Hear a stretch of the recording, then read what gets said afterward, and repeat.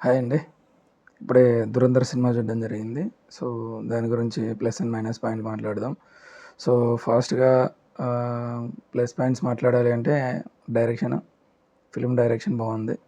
So, Adityadhar ఏదైతే ఇంతకుముందు మనకు 'ఉరి' సినిమా తీశాడు కదా! దానికి నేషనల్ అవార్డ్ వచ్చింది అతనికి. సో, అతను ఫస్ట్ రైటర్ అంటే ఈవెన్ సాంగ్స్ కూడా రాస్తాడు ఆయన. So, national award, Filmfare award.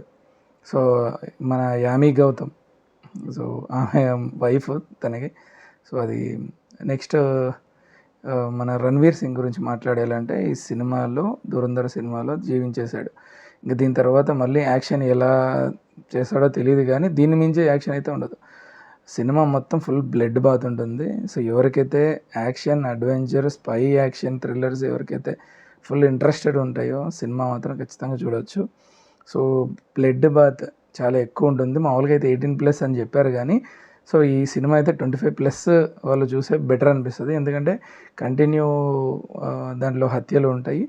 So అంటే మన ఇండియన్ ఏజెంట్ సో పాకిస్తాన్కి వెళ్ళి అక్కడ చాలామందిని టార్గెట్స్ని ఎలిమినేట్ చేయడం, చాలామంది చంపే సీన్స్ అయితే చాలా క్రూయల్గా కనపడతాయి. సో చిన్నపిల్లలు చూసినా కానీ ఎవరికైనా అంటే బిలో అంటే టీనేజర్స్ చూసినా కానీ దాన్ని కొంచెం అడిక్ట్ అవ్వచ్చు ఏదైనా చూసి. సో నేర్చుకోవాలనే ఫీలింగ్ రావచ్చు. బట్ 20-25 వాళ్ళు కొంచెం అవాయిడ్ చేసినా పర్లేదు. కానీ మూవీ అయితే ఫుల్ బ్లడ్ బాత్ ఉంటుంది. సో అది గమనించుకొని వెళ్ళాలి. ఇంకొకటి ఏంటంటే తెలుగులో మ్యాక్సిమం ఇప్పుడు టెక్నికల్ ఇష్యూస్ వల్ల తెలుగులో సినిమా అయితే పడడం లేదు, అంత హిందీనే పడుతుంది. సో మూవీ ఎలా ఉంది అని చెప్పా కదండి. ఫుల్ బ్లడ్ బాత్ ఉంటే ఫుల్ అడ్వెంచర్ ఉంటుంది. డైరెక్షన్ సూపర్ ఉంది. మెయిన్ టెక్నికల్గా సినిమా మాత్రం చాలా బాగుంది టెక్నికల్గా. సో మెయిన్ ఈ సినిమాకి ప్రాణం పెట్టింది మాత్రం బ్యాక్గ్రౌండ్ మ్యూజిక్. ఫుల్ మోడర్న్ బీట్స్తో బ్యాక్గ్రౌండ్ చాలా బాగా వెళ్తుంది. సో ఫుల్ ఎంజాయ్ చేస్తారు. ఈ జెన్జీ వాళ్ళు అయితే ఆ బ్యాక్గ్రౌండ్ మ్యూజిక్కి ఫుల్ ఫిదా అవుతారు. సో అదొకటి. మనకు మైనస్ పాయింట్ మాట్లాడాలి అంటే మాత్రం ఫస్ట్ హాఫ్లో కొంచెం బోరింగ్గా వెళ్తుంది కథ. ఒక హాఫ్ అన్ అవర్ ఖచ్చితంగా మనకి బోరింగ్గా, ఏంటబ్బా ఇంత స్లోగా వెళ్తుంది నరేషన్ అని ఫీలింగ్.